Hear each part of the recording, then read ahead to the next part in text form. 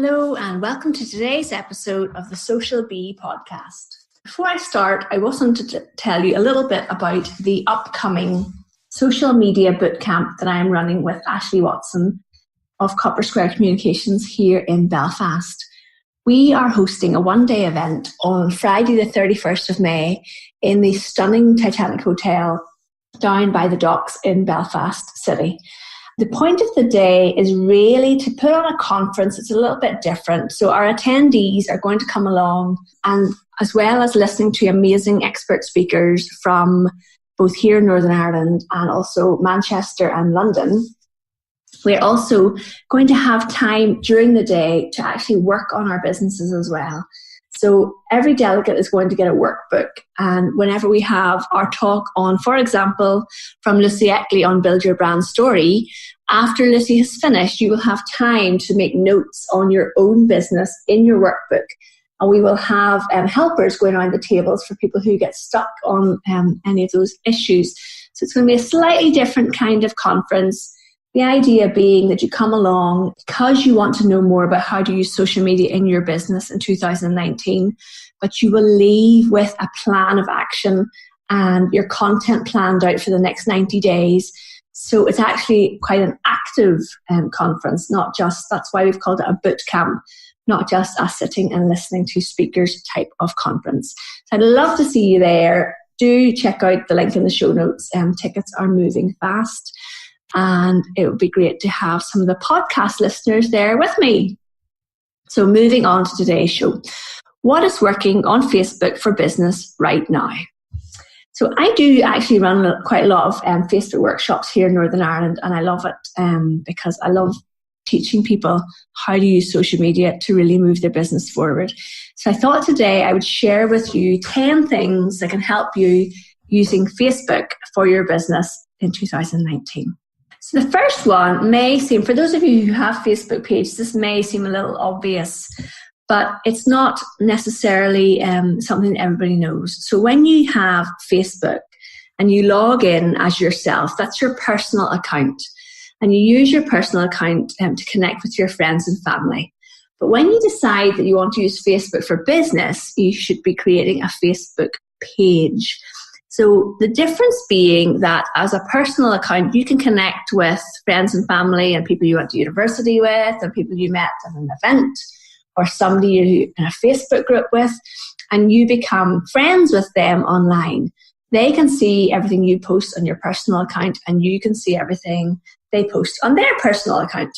When you have a Facebook page, however, for business, the things that you post on your business page, people follow your page or like your page, and they can see what you have posted on your page, but you can't see what that person has posted on their Facebook personal account, which gives them privacy. So they're able to follow businesses, but their own personal accounts are protected from business owners who aren't necessarily people that they would have as friends or acquaintances. So hopefully that is clear enough. One of the issues that businesses have is, however, that when you post on your Facebook page, that does not mean that your Facebook audience see every post that you put on there. So in 2019, you are looking at maybe 5% or 6% of the people following your page seeing your posts. How to increase that percentage is by creating a really good, engaged, relevant Facebook page. And that's what I would like to help you with today. So that was number one. What you need to do in Facebook for business is to use Facebook pages for your business. And what you have with your personal account is just your friends and family. Okay. So when you have your Facebook page, number two, you need to think about who is your ideal client. Do you know who you're trying to reach on Facebook? There's over 2 billion people visit Facebook every single month. So I believe that most businesses will be able to reach their target audience on Facebook. When you created your business, who did you think was going to be buying from you? And when I do a show of hands in a workshop and say, who is your audience? And some people will still say everyone. Well, it's not everyone. Not everyone has the same needs.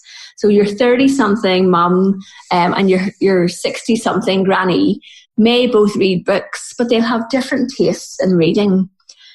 Somebody who you can go based on demographics such as age, but there's other things people have different tastes, and so people could differ in age.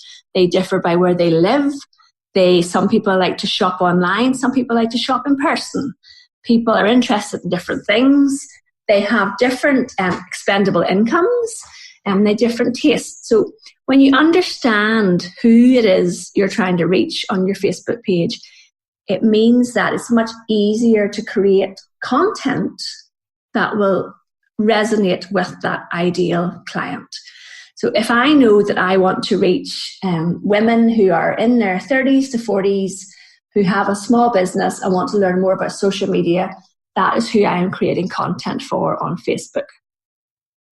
If you are a skateboard shop that only sells locally in Edinburgh, then you're creating content on your Facebook page that will be very much talking about local issues, local events, connecting with local businesses, as well as trying to sell your skateboard. So you can see how you need to understand who you're trying to sell to on Facebook in order to make your content worth sharing on there.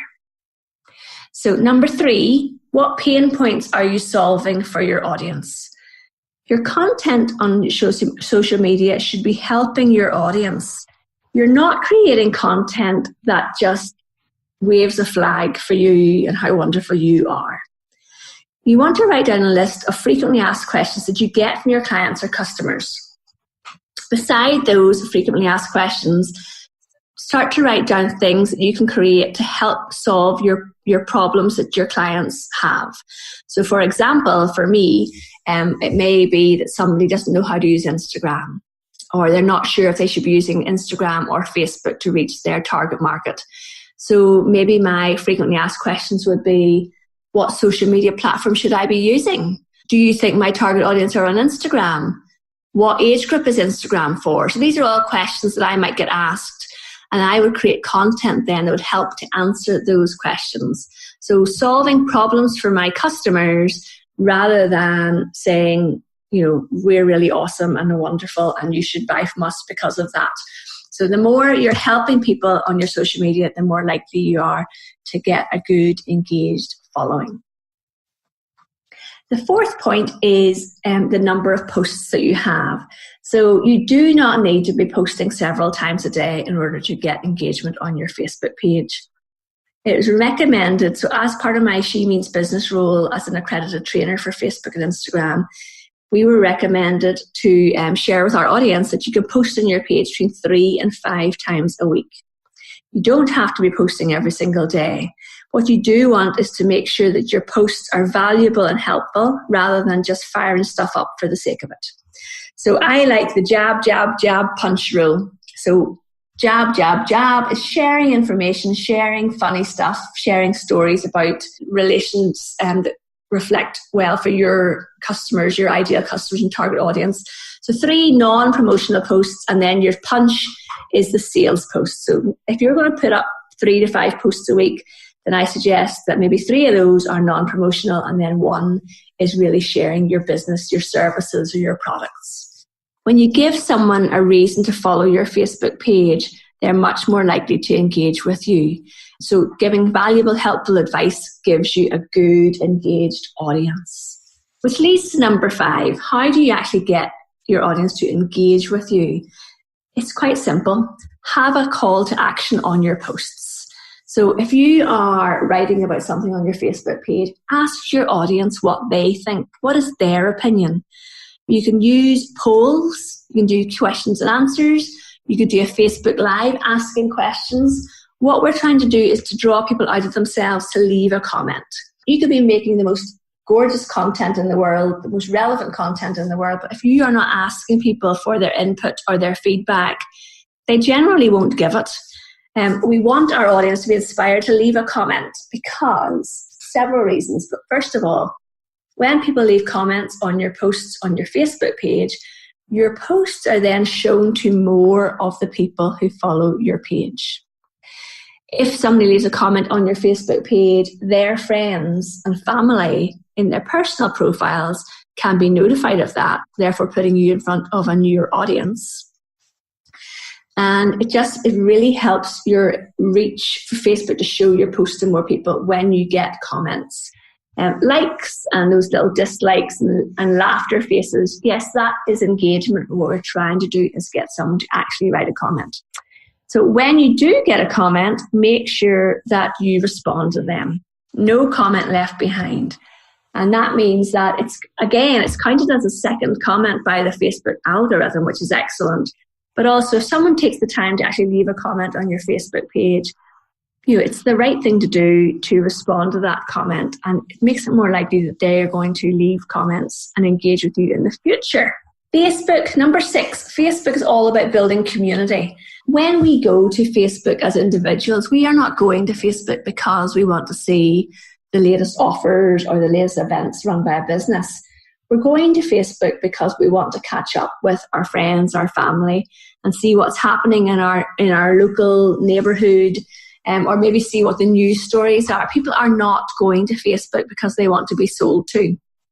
So that means when you're creating content for your Facebook page, you really want that content to fit alongside the types of things that people are seeing from their friends and family, which again takes you back to the point 4. Don't be overly promotional. People aren't going to be sold to. They're going to connect with you, and you want to build a community around your business. So do think about, when I'm posting on my Facebook page, does this fit in with building a community around my business? Would someone read this and be drawn out of themselves enough to engage with me? Am I connecting with people here? Number 7 is connect through Facebook Messenger. So on your Facebook page, you can set up automation on your messaging so that when someone sends a message to your page, there's an automatic reply. You just go to the settings, page settings and messaging, and you're able to set it up in there. At the end of the day, people still buy from people. So they like to connect with the person behind the brand and have a conversation. And I know that when I'm selling tickets to events, that actually quite often it's the one-to-one messaging or emailing that brings the sale in. So people like to message. If you can't be there all the time, and I don't suggest that you are, have automated messaging set up. If you're paying someone else to manage your Facebook accounts for your business, make sure that they understand the type of personality behind your business. So if you are very open and prone to humor, that's the kind of branding that you have, then you don't want to have a really serious tone from the person who's managing your Facebook account, and vice versa. Number 8, learn how to use the Facebook Ads Manager. So you can boost your post on Facebook, and Facebook will start to encourage you to do that a lot, especially if you've tried it once. But what I really prefer is learning to understand how to use the Facebook Ads Manager.